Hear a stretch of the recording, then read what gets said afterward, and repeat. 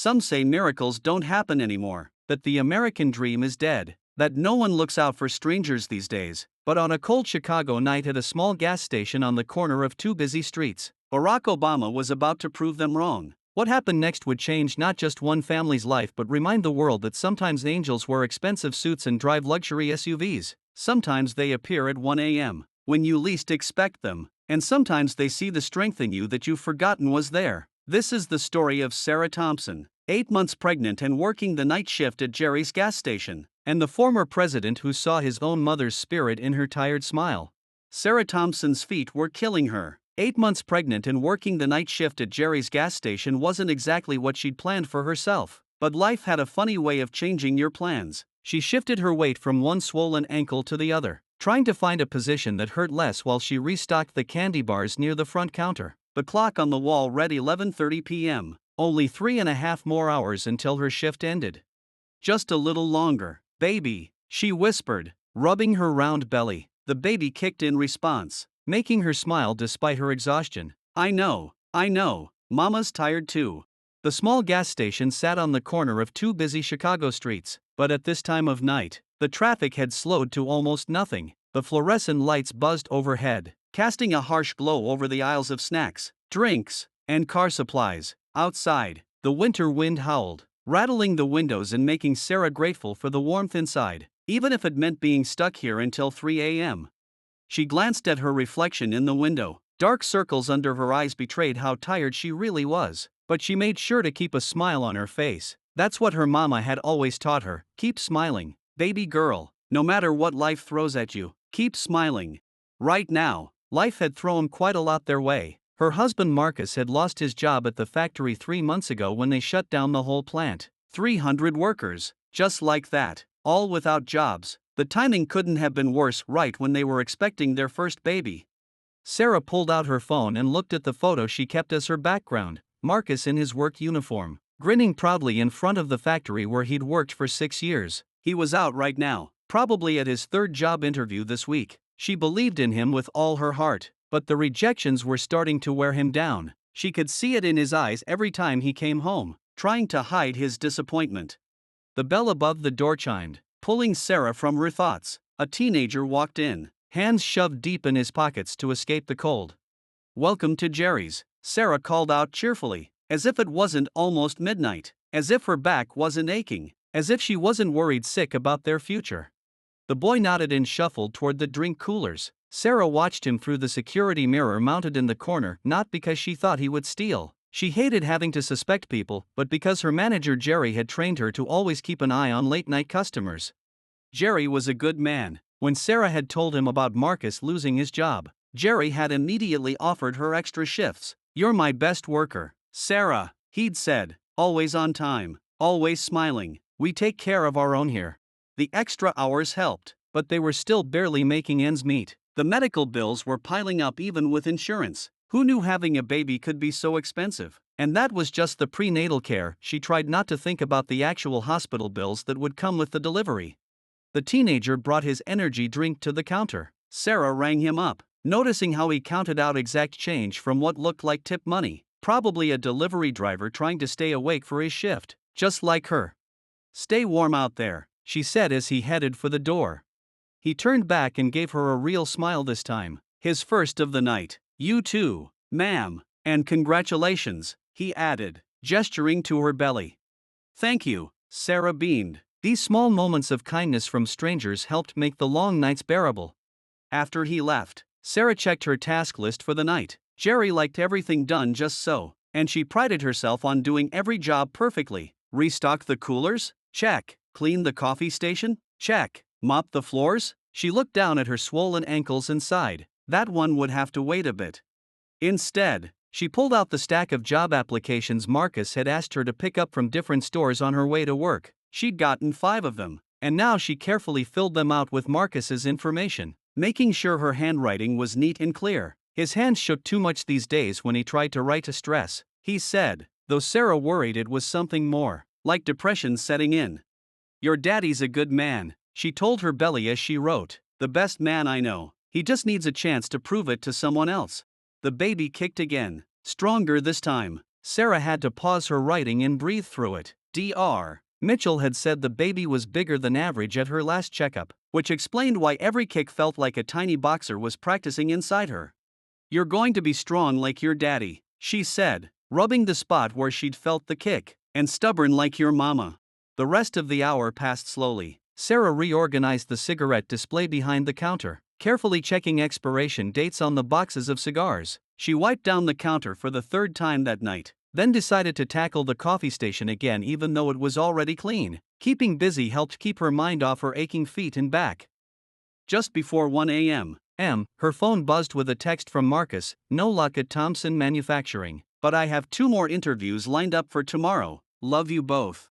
Sarah's heart squeezed. She could read the discouragement between the lines, but she loved how he always tried to end on a hopeful note. She quickly texted back, "We love you too. Got some applications filled out for you. You're going to find something soon. I know it." She added a heart emoji, then slipped the phone back in her pocket as another customer pulled up to the gas pump outside. The night was only half over, but Sarah straightened her shoulders and fixed her smile firmly in place. Her mama was right, keep smiling, no matter what. After all, you never knew when things might change for the better.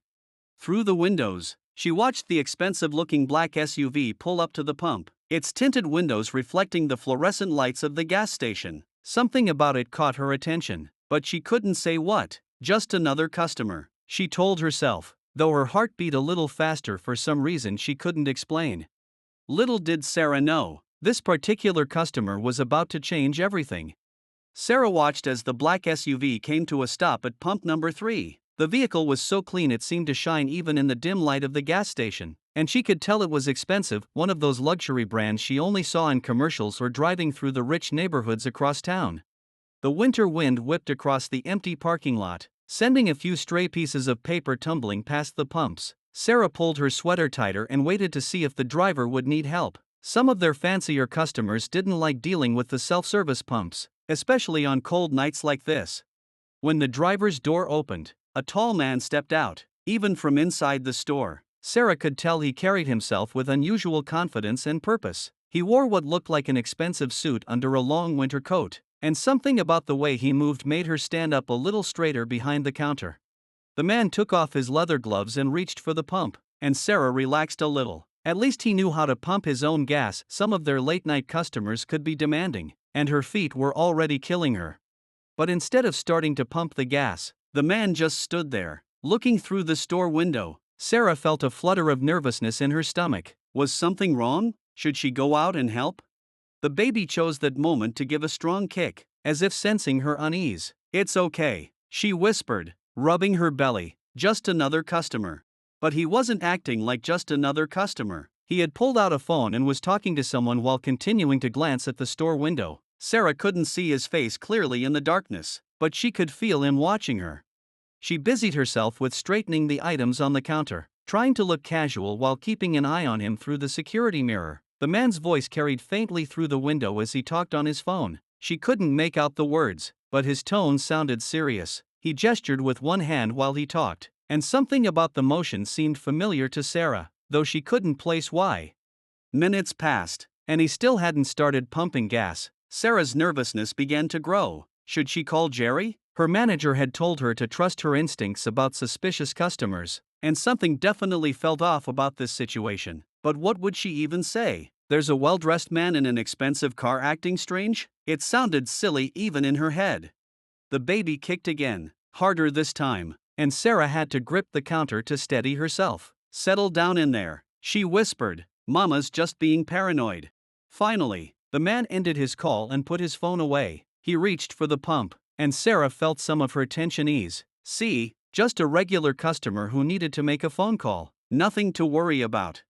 But then he stopped again, his hand on the pump, and turned to look directly at her through the window. This time, the light from the store fell across his face clearly, and Sarah's breath caught in her throat. She knew that face. Everyone in America knew that face. "Oh my goodness," she whispered, her hand going to her mouth. "That's..."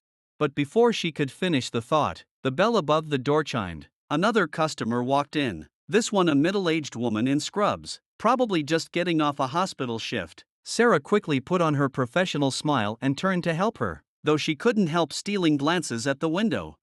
Just these and 20 on pump 1, the nurse said, placing a coffee and a pack of gum on the counter. Sarah rang her up on autopilot, her mind racing. Was she imagining things? Maybe she was more tired than she thought. After all, why would Barack Obama be at Jerry's gas station at 1 o'clock in the morning?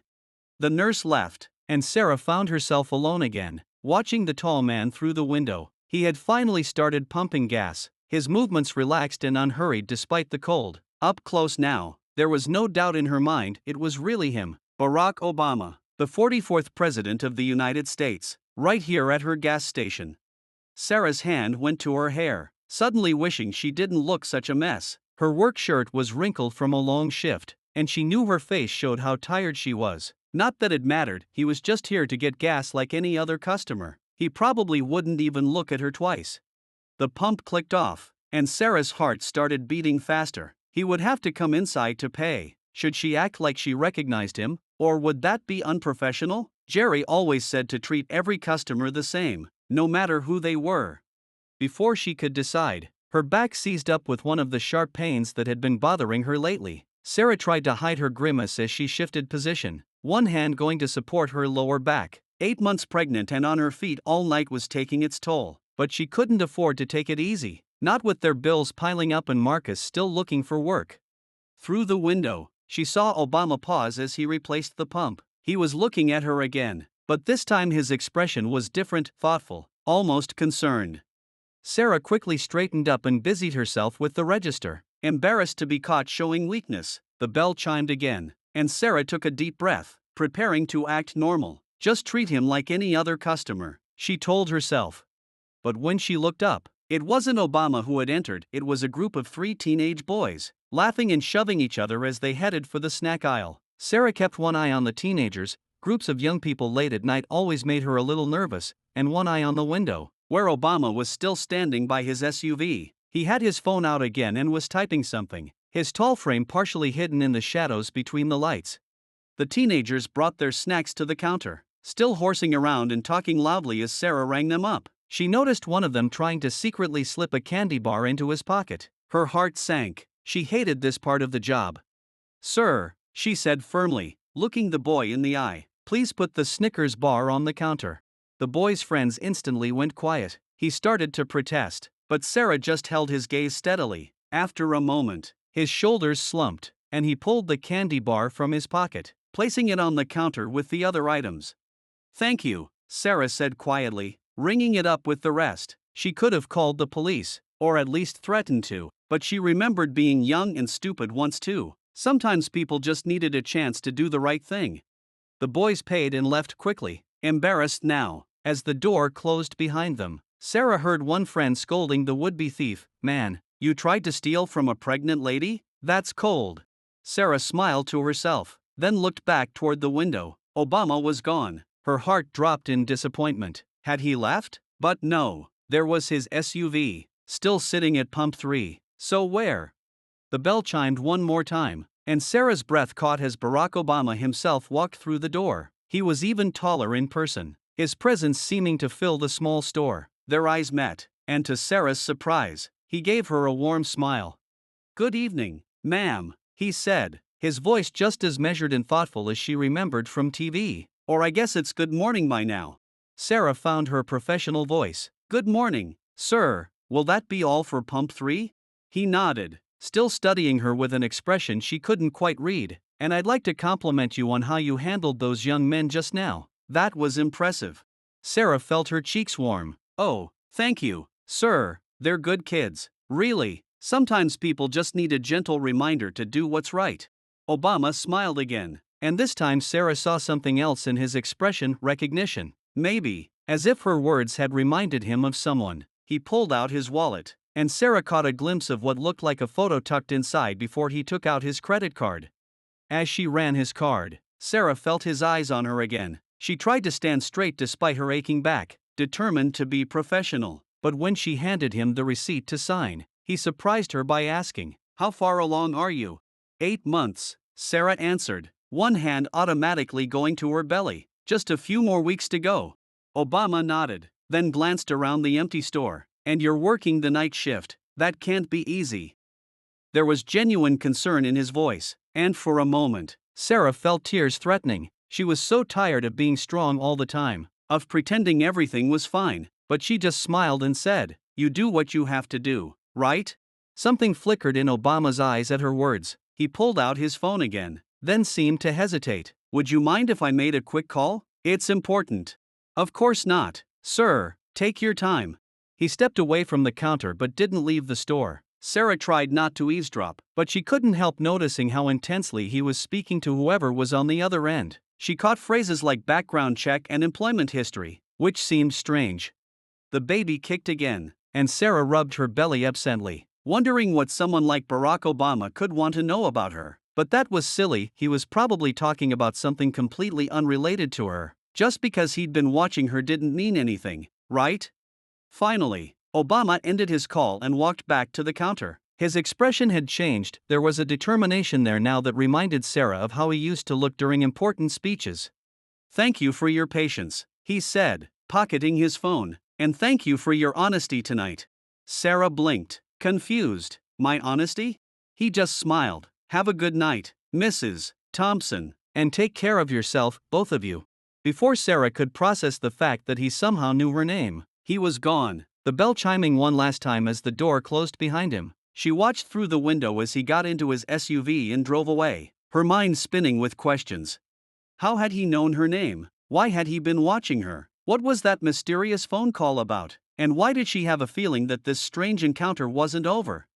Little did she know, Barack Obama wasn't done surprising her yet. In fact, the biggest surprise of all was still to come.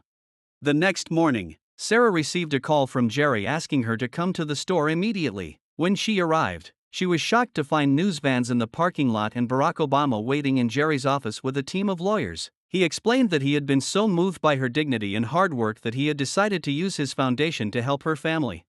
He offered Sarah a management position with a generous salary and full benefits, arranged a job for Marcus at a community center, set up a college fund for their unborn child, and provided them with a new car. As they signed the papers, Obama explained that seeing Sarah had reminded him of his own mother, who had also worked hard and maintained her dignity through difficult times.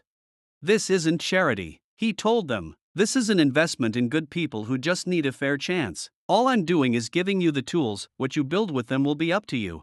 As reporters gathered outside to hear their story, Sarah stood tall between her husband and the former president, one hand on her belly where her baby kicked happily. She was ready to begin their new life, because this wasn't just a happy ending, it was a beautiful beginning. Sometimes angels appeared in gas stations at 1 a.m., sometimes miracles wore tailored suits, and sometimes, all it took to change a life was someone taking the time to really see you, to recognize the strength you carried inside even when you thought no one was looking.